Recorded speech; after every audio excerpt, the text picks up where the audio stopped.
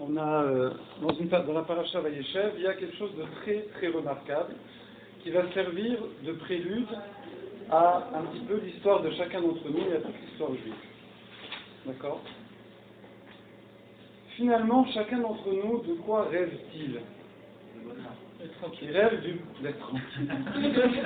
Jonathan, avec toi, on gagne du temps. On rêve d'être tranquille. C'est quoi? Être en bonne santé, avoir une bonne pharmacie, un bon métier, bonnes études, une bonne femme, non, c'est pas comme ça. Avoir une épouse vertueuse, avoir un homme galant, gentil, doux, attentif, attentionné, beau, riche, bon, etc. Donc, on rêve avoir des beaux enfants qui sont en bonne santé, qui réussissent bien à l'école, et encore, et tout ça, une belle maison, et une belle tondeuse, et la chien gentille, etc. Lorraine, venez. On rêve plus de ça, et comme à résumer tout ça en un mot, être tranquille, d'accord? Vous voyez, là tout à l'heure, on a bu un verre d'eau, donc on a fait une bracha avant, et après on a dit qu'on a remercié Hachem pour les manques. C'est bizarre, hein? On remercie Hachem après avoir bu ou manger pour les manques qu'il crée et qu'il comble, qu'il nous permet de combler. Donc déjà, c'est bizarre.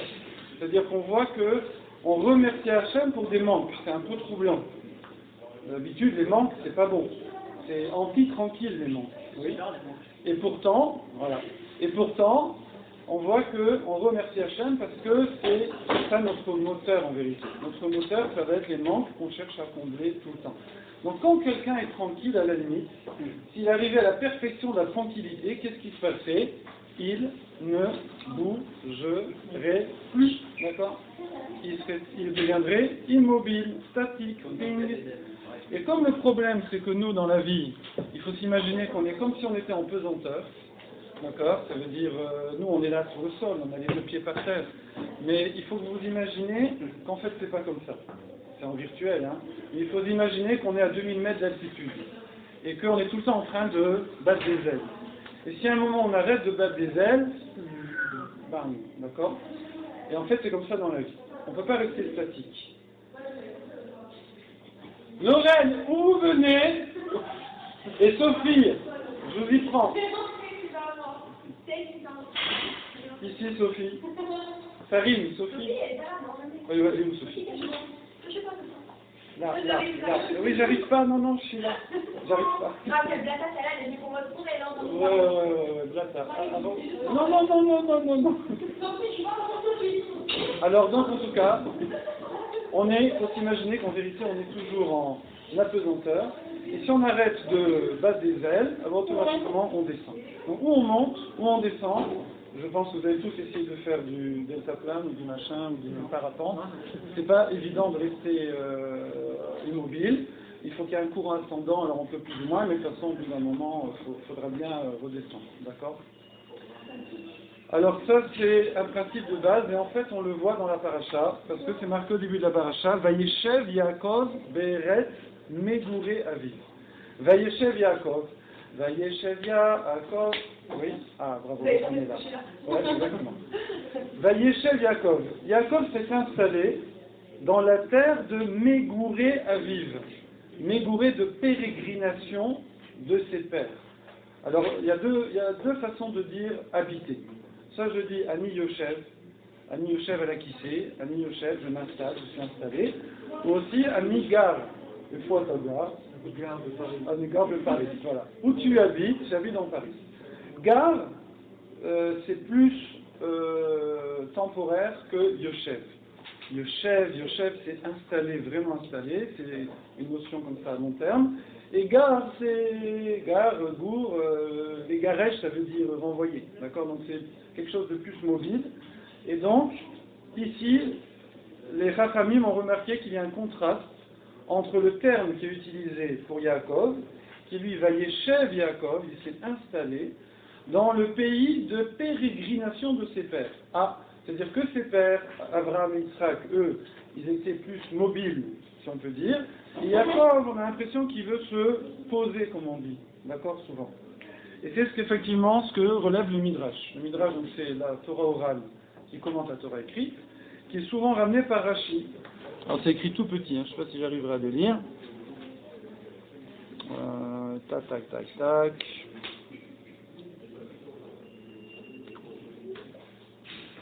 Je n'arriverai pas à le lire dans ce texte, alors je vais vous le lire ici dans le Midrash ici. Et Rashi ramène un Midrash Rabbah. Il dit que Yaakov Avinu, il a voulu vivre tranquillement. Et donc, Akadosh Baruch Hu lui a dit, ça ne suffit pas aux Juifs d'avoir la tranquillité dans le monde à venir, ils veulent aussi la tranquillité dans ce monde. Donc c'est-à-dire qu'Hachem, il a dit, Yaakov Avinu, à son niveau évidemment, hein, c'est pas la tranquillité de chez nous, hein, c'est marqué que Yaakov Avinu s'est installé à Hebron. Pourquoi il s'est installé à Hebron? Parce que il y avait sa vote qui était à Hebron, et là-bas ils ont on va dire, inspiré beaucoup de gens, ils ont amené beaucoup de gens à la Torah, et donc lui aussi, il veut ramener les gens à la Torah, et il veut les ramener vers Avodat Hashem, vers le service divin, et il va faire que étudier, enseigner, évidemment, il ne va pas s'opposer, se mettre sur une chaise longue, etc., c'est évident, d'accord? Mais déjà, rien que cette attitude-là, elle est considérée comme chercher une vie tranquille. Une vie tranquille, on étudie, on enseigne, on est bien, en famille, etc., avec ses amis, d'accord? Comme on est là ce soir. Ça, c'est tranquille, c'est agréable. Et Hachem lui dit, mais ça, tu l'auras dans le monde à venir.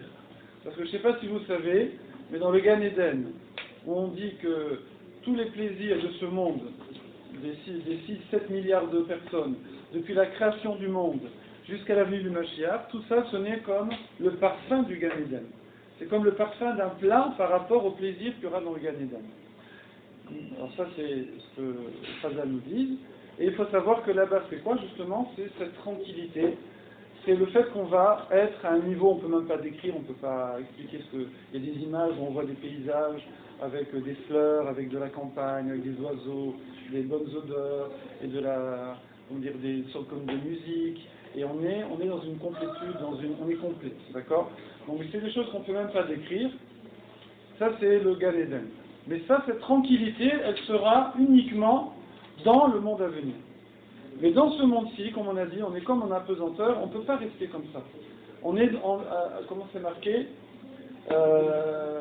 C'est marqué, les Amal, Adam, Yulad. L'homme, il est né pour faire des efforts. Sur Terre, on est uniquement là pour le faire. Uniquement là pour faire des efforts, progresser, se faire faire, avancer, travailler. On a symboliquement représenté par Bat Yosef, on continue à monter et monter.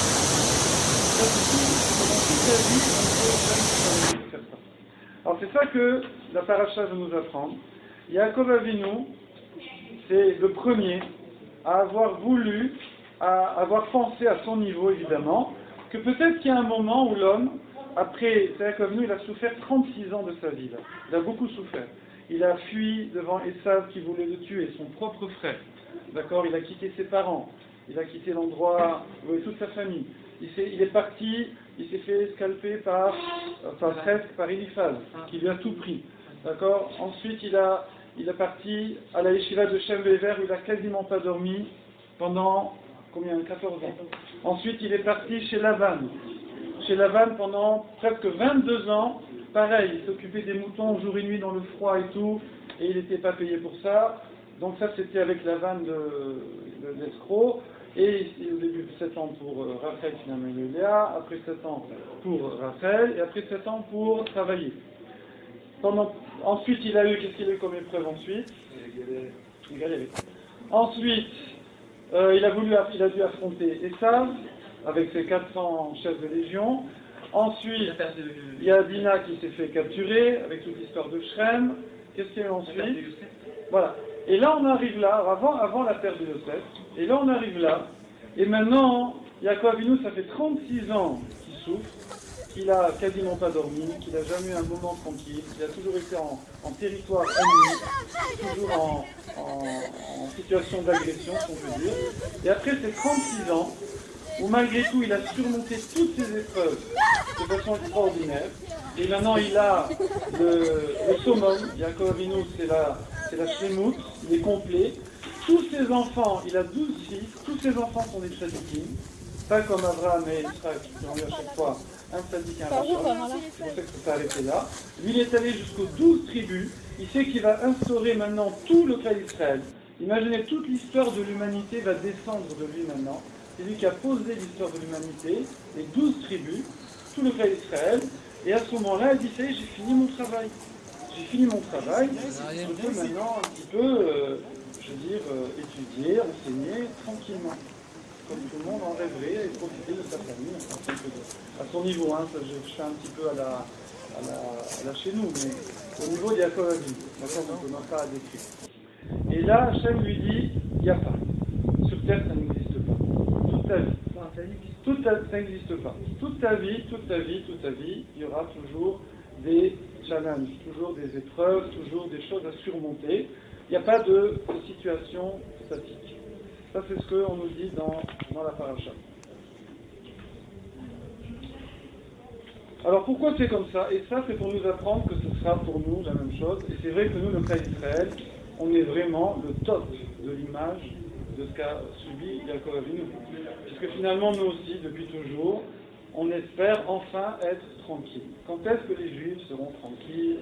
Quand est-ce qu'on reconnaîtra leurs valeurs qu'ils ont apportées à la science, à la musique, à la quand est-ce qu'on va arrêter de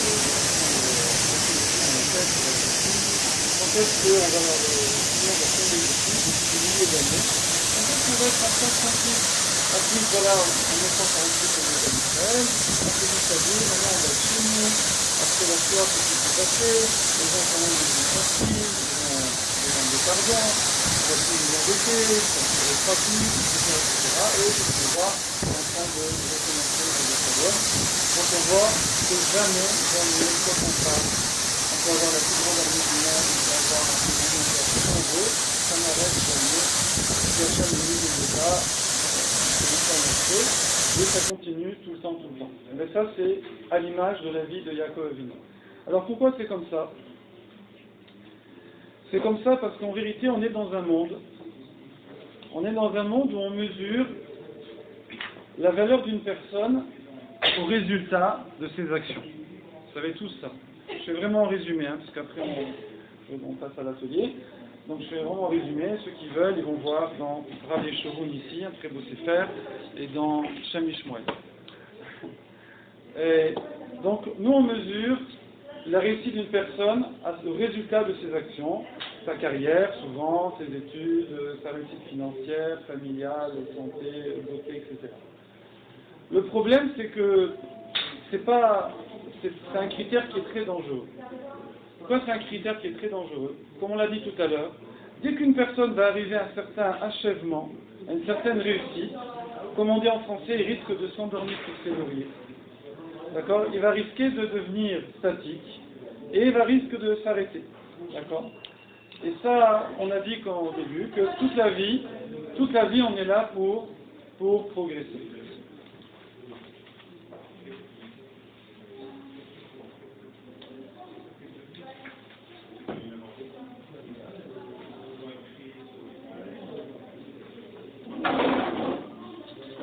Donc qu'est-ce qui s'est passé? Dès que Yaakov Avinu, lui, il a voulu, donc maintenant, s'arrêter sur ce résultat-là, de tout ce qu'il a fait qui est inimaginable, Hachem a fait que Yosef a disparu.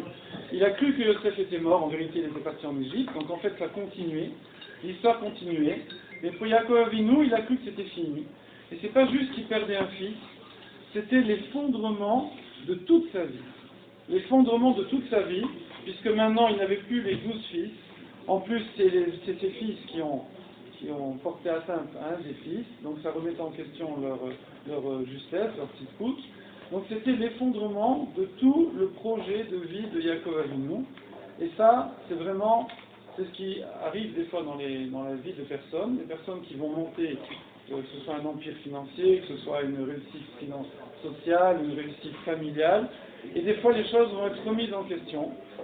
Et la personne va avoir l'impression qu'elle va perdre finalement tous ses acquis.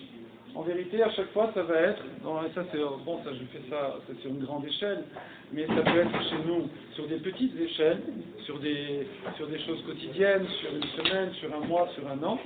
Mais on peut avoir comme ça l'impression des fois que ça cafouille, que tout bascule, que tout tourne mal et que tous les efforts qu'on a investis dans tel ou tel domaine sont en train de s'écrouler et qu'on est en train de tout perdre. Et quand c'est comme ça, si une personne elle capitule, elle baisse les bras comme on dit, et elle se laisse chuter, et bien effectivement, ce qui va se passer c'est inévitable, elle va chuter, et effectivement elle va tout perdre. Si par contre quelqu'un il se dit, non mais c'est comme ça sur Terre c'est comme ça, c'est normal, on est uniquement là pour des challenges à chaque fois. Donc, alors à ce moment-là, la personne, elle va rechercher dans ses ressources, elle va se redonner du mal, elle va relancer ses efforts, et elle va repartir à un autre niveau. Combien de personnes qui ont, nous, bon Hachem, on est tous très jeunes, et bon Hachem, on n'a pas vécu la guerre, etc. Mais imaginez des gens qui ont 50, 60 ans, il y a 50 ans, qui ont vécu la Première Guerre mondiale, la Deuxième Guerre mondiale, qui ont vécu des changements de pays, des changements de famille, ils ont perdu leur famille, se sont remariés. Donc, tous ceux qui ont vécu ces choses-là, il y a des gens qui ont refait leur vie en changeant de pays, en recréant des familles, en rechangeant de métier, en changeant de tout, plusieurs fois dans leur vie. D'accord? Plusieurs fois dans leur vie. Et ces personnes-là, souvent quand on discute avec ces personnes, c'est assez remarquable parce que ces gens-là vous décrivent, comme ça je dis ça rapidement, mais qu'ils ont une impression que le monde s'est effondré sous leurs pieds. Et finalement, ils ont tous souvent remarqué que la deuxième partie, la troisième partie de leur vie était encore plus riche, encore plus intense, encore plus grande que la première partie. C'est-à-dire que ce qui peut être vécu comme des échecs, et ici dans cette paracha c'est bourré d'échecs entre guillemets, l'échec de Tamar, l'échec de Yehuda, l'échec de Yosef, l'échec de Réhouven. Je fais vite là pour résumer, mais chaque phrase ici, ça, on pourrait expliquer pendant 1 heure ou 2. Mais on voit que cette paracha est bourrée d'apparents échecs, et pas des petits échecs, des effondrements totaux. D'accord? Réhouven, c'était le Bechor, il devait être roi, il devait être Cohen, il a tout perdu. D'accord? Et pourtant, on voit, il a eu une autre destinée. On voit Yehuda aussi, vous savez que Yehuda, il n'a pas totalement sauvé Yosef, Réhouven non plus. Pourquoi après, dans la paracha, il part à un autre endroit, et il y a toute l'histoire avec Tamar? Parce que ses frères eux-mêmes l'ont mis en frérème. Ils l'ont dit, c'était toi le grand frère. Pas en âge, parce que c'est Réhouven, mais il avait perdu sa place, avec l'histoire de Lida. Donc ils l'ont dit, c'est toi, si tu nous avais dit de ramener Yosef, on t'aurait écouté. Donc tout ce qui s'est passé, c'est ta faute. Ils l'ont mis en frérème, ils l'ont mis en idouille, ils l'ont mis en quarantaine. C'est pour ça que Yehuda a quitté la famille. Après, il a récupéré, il est revenu quand il a reconnu l'histoire de Tamar. Tamar aussi, elle est rentrée dans le clan d'Israël, elle devait avoir des enfants, elle s'est mariée avec un premier fils de Yehuda, un deuxième fils, elle n'a pas eu d'enfants. Ensuite, elle s'est mariée avec Yehuda, vous savez, en cachette, si on peut dire, enfin, d'une certaine façon.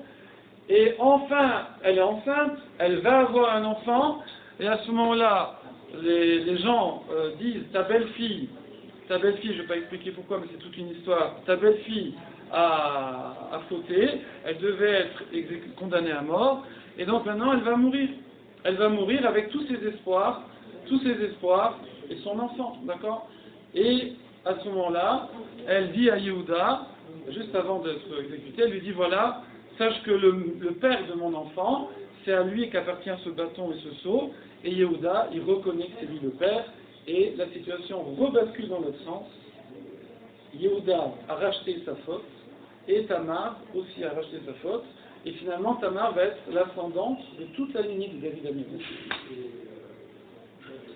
Et du Mashiach. Incroyable. Rebasculement total, d'accord? Donc qu'est-ce qu'on voit? On voit, alors ben bon, on n'est pas tous à des sommets historiques comme ça, mais chacun dans sa vie, chaque fois qu'il a une difficulté, s'il comprend que c'est normal, que c'est ça le processus dans la vie, c'est comme ça que Akadosh Baruch Hu a créé le monde, c'est pour ça qu'on est sur Terre, alors sinon ça n'a plus rien à voir. À chaque fois qu'il y a une difficulté, au contraire, il va redoubler d'efforts, et au contraire, il va atteindre des sommets encore plus élevés. Si on reprend l'image de notre petit oiseau, on va y aussi, si on reprend l'image de notre petit oiseau qui est à 2000 mètres, eh bien lorsque il va sentir qu'à un moment, tout ce qu'il a pédalé, tout ce qu'il a battu des ailes pour arriver à cette hauteur-là, et puis à un moment il sent qu'il y a un vent qui va le rabattre vers le bas, il sent qu'il va reperdre tout qui va être appliqué au sol, et il redouble d'efforts et il va atteindre encore des sommets encore plus élevés. Alors c'est ça le message ici qu'on voit dans cette paracha, vraiment en résumé. Et il y a un deuxième message qui est ramené par le Shem Mishmuel. Il explique comme ça, il explique le rêve de Yosef. Vous savez que Yosef a rêvé de gerbes de blé. Et c'est marqué Veine anachnu me'alemim alumim betor asadeh. On était des gerbes de blé. Donc il y a la gerbe de Yosef et les gerbes de ses frères. Vous imaginez une petite ronde comme ça, avec la gerbe de Yosef au milieu. Et Veine kama alumati. Et voici que ma gerbe est restée kama, elle est restée dressée. Vous voulez vous avancer un petit peu? Elle est restée dressée. Et c'est le travers Jordan. Elle est restée dressée, d'accord? Et les autres gerbes se sont courbées. Ok? Bon, ça c'est le rêve. Bon. Alors évidemment, nous on comprend quoi? C'est la malchoute. C'est que Yosef est en train de dire qu'il va lui être au-dessus du niveau de ses frères qui vont se courber vers lui. Donc c'est la royauté de Yosef. D'accord? Mais il y a un autre sens à ça. Et ça, ce sens-là, le Shem Mishmuel, il le ramène par rapport à un passage de Télim très connu. Mi ya'aleh be'ar Hashem. Qui me fera monter, qui gravira la montagne d'Hachem?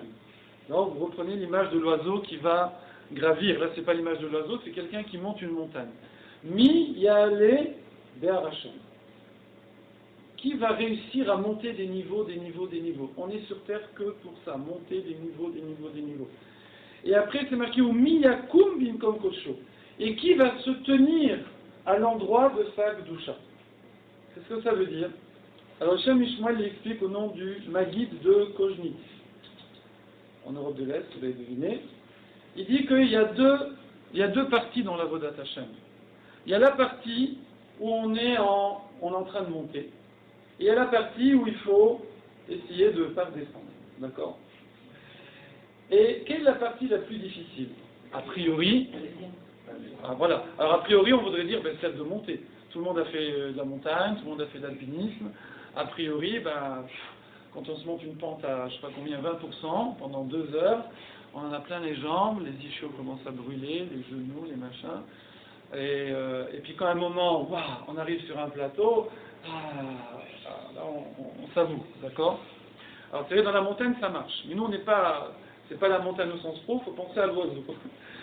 Alors le problème, c'est que pourquoi c'est plus facile en vérité de monter que de rester en place? Pourquoi c'est plus facile de monter? On sait qu'il y a toujours un truc, ça va arriver quelque chose. Voilà, parce qu'en fait, on est dans une démarche, David, on t'attendait, assieds-toi. On est dans une démarche, on est dans un challenge, d'accord? Quand quelqu'un il est dans un challenge, il sort les forces, il sort tout ce qu'il a dans les tripes, comme on dit. Quand quelqu'un est dans un challenge, il y va. Vous savez, très souvent, il y a on appelle ça le spleen, le blues, spleen, on dit aussi comme ça. Ça veut dire quoi? C'est de l'anglais, hein? Oui, comment il s'appelle le poète? Baudelaire. Voilà.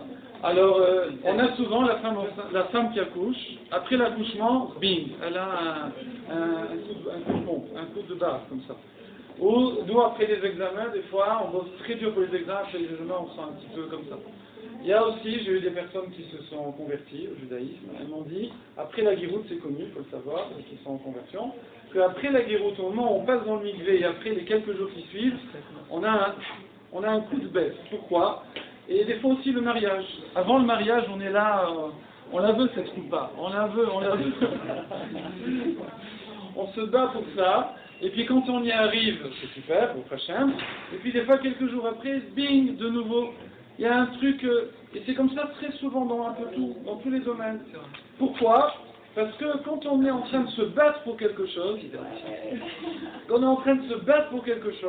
alors on est là, on met toutes ses forces, on met toutes ses cohortes, et donc on est en train de voler, donc on est entraîné. Mais après, rester sur un acquis, c'est beaucoup plus difficile, parce que là, il y a moins de challenge, il y a moins d'objectifs, et qu'est-ce qui se passe? Automatiquement, on se lâche. Automatiquement, on relâche nos efforts, parce qu'on y est arrivé. C'est pour ça qu'il faut rapidement avoir un nouvel objectif. C'est ça que Hachem il a dit dans la paracha. Il a dit, dès que j'ai vu que Yaakov Avinu, il a voulu se reposer de toutes ses épreuves, de 36 ans d'épreuves, comme les 36 chandelles de Hanouka, mais je ne vais pas expliquer pourquoi, 36 chandelles et les 36 heures où on a brûlé la Oraganouz, la lumière originelle au début de la création, voilà, et 36 sadikim qui vont le monde, bon. Et 36 qu'est-ce qu'il y a d'autre, bon, c'est tout. Ta femme, elle est morte à 36 ans. 36 ans. Bravo. 36 heures. Alors on expliquera plus tard pourquoi 36 heures de lumière. 36 heures de lumière. 30 heures de lumière d'Oraganouz. En tout cas, après ces 36 ans, quand Hachem il a vu qu'il allait se reposer, il lui a remis toutes les épreuves de Yosef qui, avec tout ce que vous savez, etc. Alors maintenant, ça c'est expliqué de façon, on va dire, un petit peu, je sais pas, humaine, psychologique, même si on pourrait dire, je sais pas. Mais ici, le Shem Ishmael, il donne une explication plus thoraïque. Je sais pas. Il dit comme ça. Il dit qu'il y a quelque chose de plus profond dans cela. C'est que nous avons tous une Neshama. Une Neshama. Très bien. On a tous une Neshama. Non, on n'est même pas une Neshama entière. En vérité, Jérémie, on est un petit bout de Neshama. Normalement, de nos jours, on est un petit bout de Neshama. Tu en as plusieurs, toi? Alors, tu as plusieurs petits bouts, peut-être. Parce qu'on n'est pas une Neshama entière de nos jours. Non, sérieux, hein. Sérieux. Alors, attendez, si on finit après, ça va être plus interactif. Ne quittez pas, Jérémie, ne quitte pas. On a une Neshama, d'accord? Cette Neshama, eh bien, ici, le Zohar, c'est l'heure, on peut faire un peu. Le Zohar HaKadosh, qui est ramené ici par le Shem Ishmael, il explique que, écoutez bien, parce que c'est vraiment un yesod, c'est un secret vraiment du judaïsme, un secret très profond, c'est que lorsqu'une personne, elle agit de façon, on va dire, plus ou moins extérieure, ça veut dire qu'il ne va pas se mettre à fond dans ce qu'il fait. En hébreu, c'est un terme. Ça s'appelle agir avec Messirut Nefesh. Messirut Nefesh, c'est donner, être Moser, c'est transmettre. Ani Moser Lecha, bonbon, d'accord? Je te transmets un bonbon. Ça c'est être Moser. Nefesh, son âme, c'est donner son âme. Quand quelqu'un, il ne fait pas une chose en donnant toute son âme dans cette chose-là, il n'y a pas une connexion entre sa Neshama, enfin en tout cas partielle, entre sa Neshama, sa partie divine qu'il a en lui. La partie Neshama, c'est quoi? C'est une partie divine qu'il a en lui. Et l'action qu'il est en train de faire.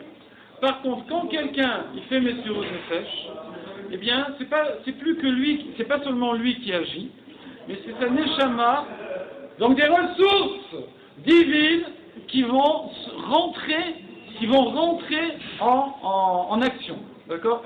Ça veut dire que ça donne une dimension qui n'a strictement plus rien à voir. Ça veut dire que c'est peut-être 1000 fois plus, 2000 fois plus, ça n'a plus rien à voir. Et en fait, ça c'est tout ce qui nous appartient, c'est ça. Tout ce qui nous appartient sur Terre, ce n'est pas le résultat. Le résultat ne nous appartient pas. Le résultat, des fois, on est au bon moment, la bonne personne, au bon endroit, et c'est Akadosh Baruch Hu qui choisit que telle personne aura tel résultat ou tel résultat pour des raisons et pour des calculs qu'on ne peut même pas comprendre. D'accord? Ça, c'est le résultat, il appartient à Hachem. La seule chose qui nous appartient à nous, David, concentre-toi bien, c'est l'effort que l'on fait dans chaque action, dans chaque pensée, chaque parole et chaque action. Ça, c'est ce qui nous appartient. Ça, c'est notre propriété à nous. Et plus quelqu'un, il va mettre toute son énergie dans quelque chose, plus il va atteindre des dimensions qui sont divines, qui n'ont plus rien à, enfin, façon de parler, qui sont d'un Neshama, qui n'ont plus rien à voir avec ce qu'il est en train de faire, avec ce que quelqu'un ferait s'il n'est pas en train de faire ça.